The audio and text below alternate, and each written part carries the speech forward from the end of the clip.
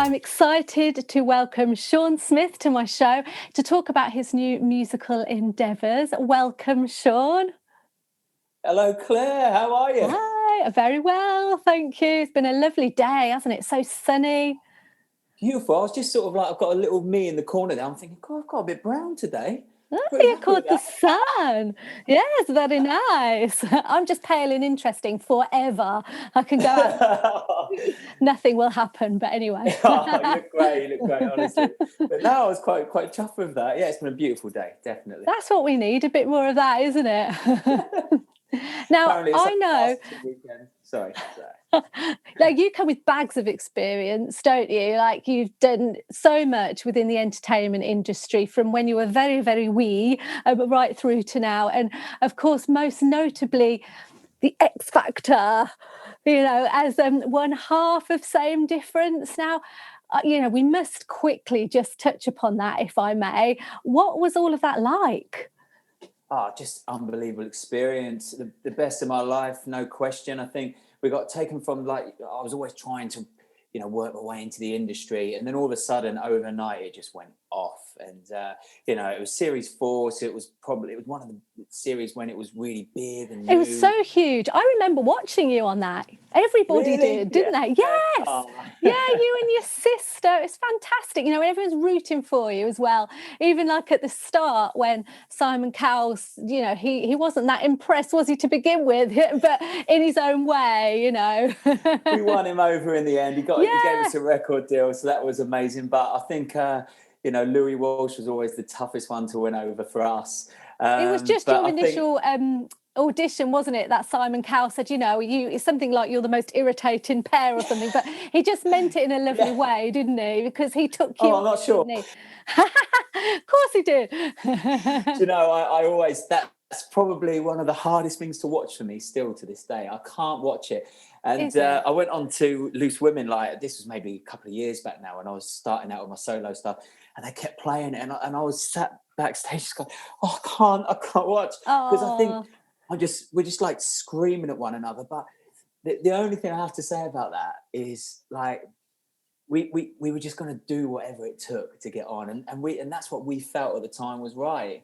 Obviously, we were very, very wrong, but they saw something in us to put us through. So. Definitely, what a talented pair! How lovely, that a brother and sister duo as well. Because we hadn't seen that before either, had we?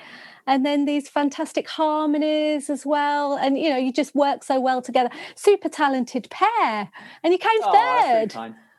I know, yeah. We were never in the bottom 2, which was, amazing. And do you know what? Back then, like, sometimes I have to sort of pinch myself when I look back, because it was like 30 pence a vote or something, and people were actually spending their hard-earned money calling up to keep us on.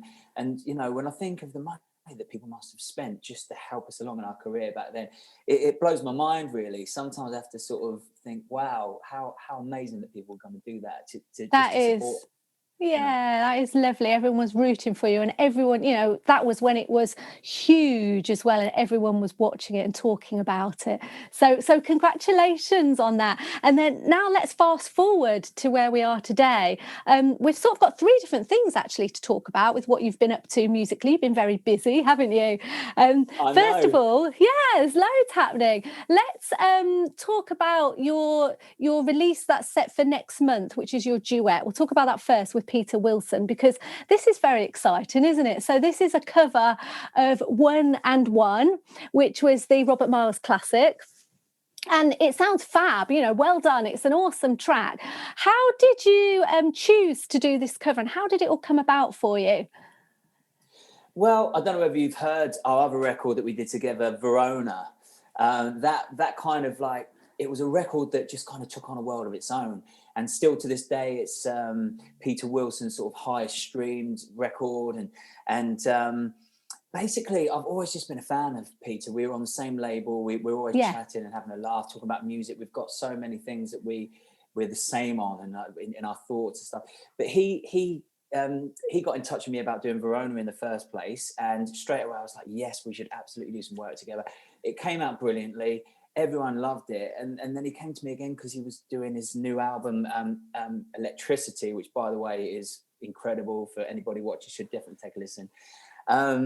And he said, look, I want you to do another record. And to be honest, at first, inside I was a little skeptical because I thought it's going to be so difficult to top what we did with Verona, because it was one of them records that just kind of took on a world of its own, as I said. And we went over a few different tracks and ended up landing on this, and both thought that it was a perfect way to say, you know, we might be on the opposite sides of the world, but we can come together for our love of music. And I just think the lyrics suited us perfectly. It's the same people behind Verona as well that kind of produced the track. So it's got that magic with it, hasn't it? Yeah, it just felt right. So, but thank you for that. Yeah, it's as I say, I think Verona's got that magic, and this has got something as well. And as I say, the great thing about this record is that people know the original. They love the original. You know what you're going to get with it. And I like to think that we did a cracking version. And you absolutely did. Yeah, it's fantastic. But there is that responsibility. It's like you say, when you're taking on such a well-known and well-loved song, do you fear that you know, there's going to be these comparisons? Do you worry that people are going to, you know, take it in a certain way? How do you feel that magic and know that your cover version is going to have that kind of positive success? Well, in answer to your question, yeah, I absolutely do feel worried, particularly with like Robert Miles, for example. I mean, you know, such an icon. He's now passed as well. He's iconic, yeah. He's got a style that is instantly recognisable. You know, it's a lot to take on, and you feel a lot of pressure when you do it. But I just think I love the song so much, and you know, the lyrics said so much for Peter and I. So I think that kind of overrode those worries and made us go for it. But I mean, I feel in this industry, there are two ways of going about something. You can either go all out with trying to be completely original, and you can build an audience slowly but surely and say, this is what I'm all about, and just keep plugging away at that. Or you can kind of go the other way, do covers, and that's what you become. And you're kind of, in a way, riding off of those artists to it in some respect. Now, the problem I've got is that I did the X Factor, so you've kind of already shown yourself to be a cover artist. Yeah, that's true.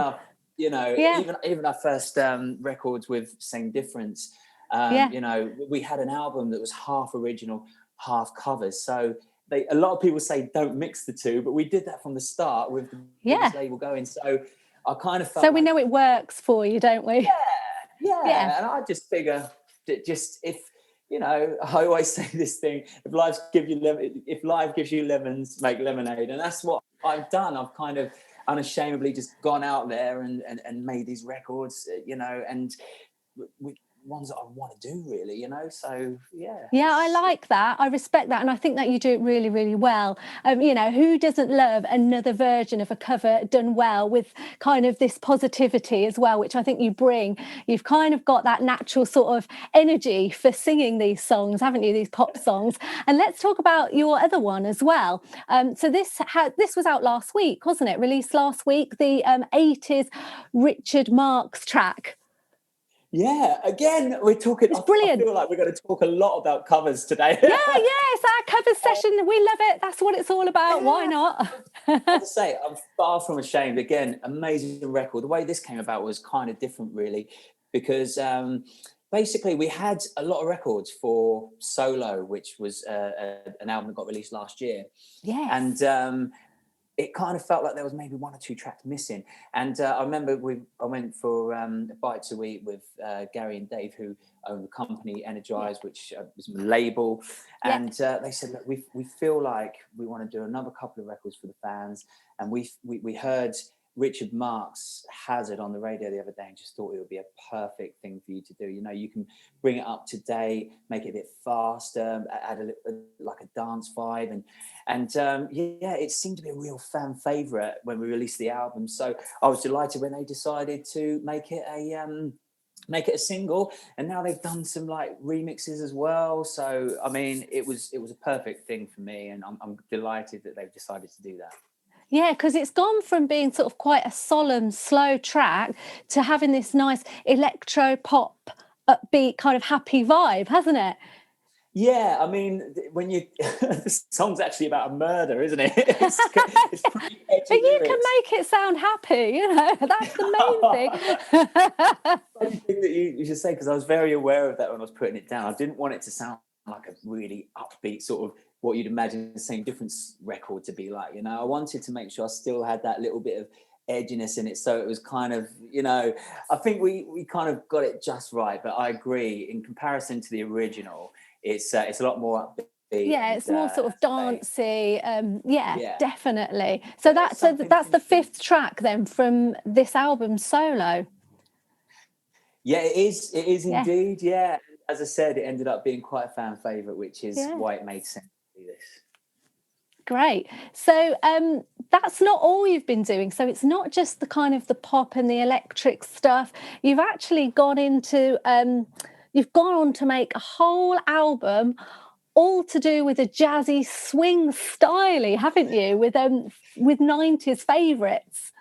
Absolutely. This is something that I'm so excited about. I can't tell you. It feels so right. It's the first time I think I've done something that I've been 100% sure of.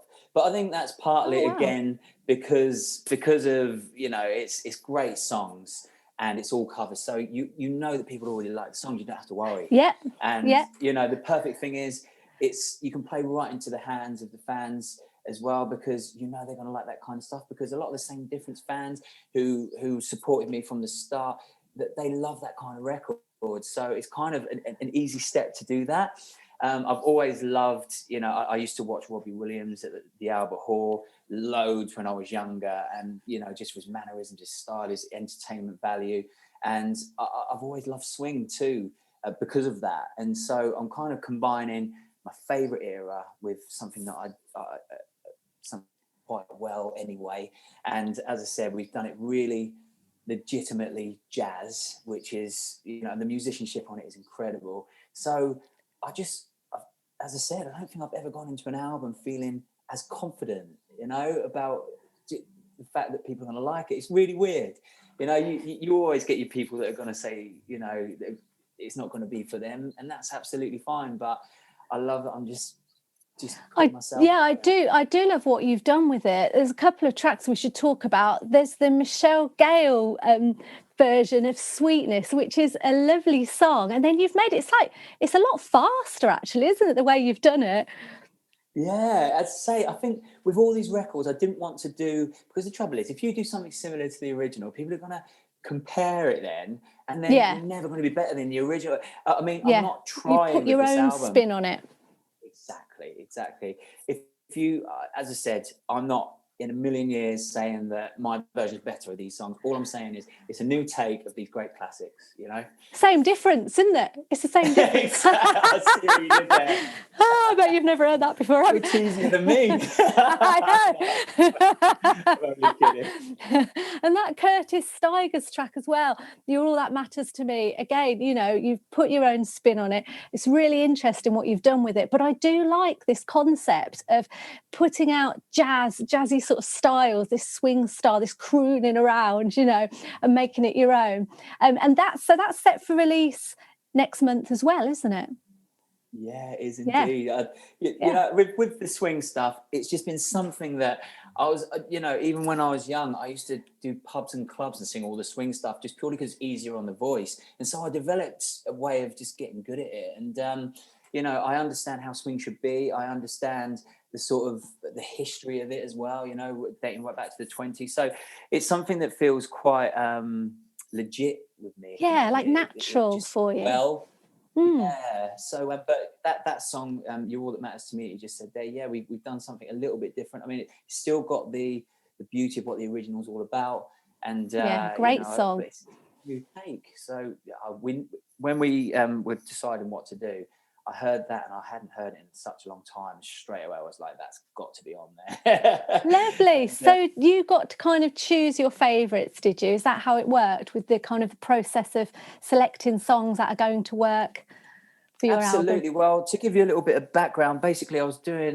pantomime at Christmas and unfortunately got shut down. No, you weren't. Oh, brilliant. There we go. Did you have to how did that work with lockdown and everything? Did they have like remotes or just small audiences? Because they did open up Panto again, didn't they? Make it COVID safe. Well, it holds 1,600. Unfortunately, we can only have 400 in, but most of them were pretty packed out. So and it didn't feel that empty, even though there was sort of a quarter of the audience. But also, we had to stay like a metre apart on stage. You know, things like no kissing the princess and stuff. You know, just standard kind of.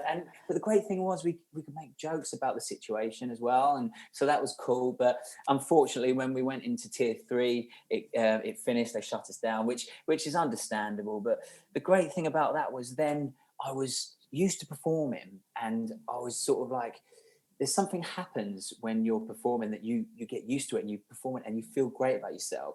And I was obviously looking to go right the way into January, the panto, and because it got shut down early, I was like still itching to what am I going to do now? Exactly.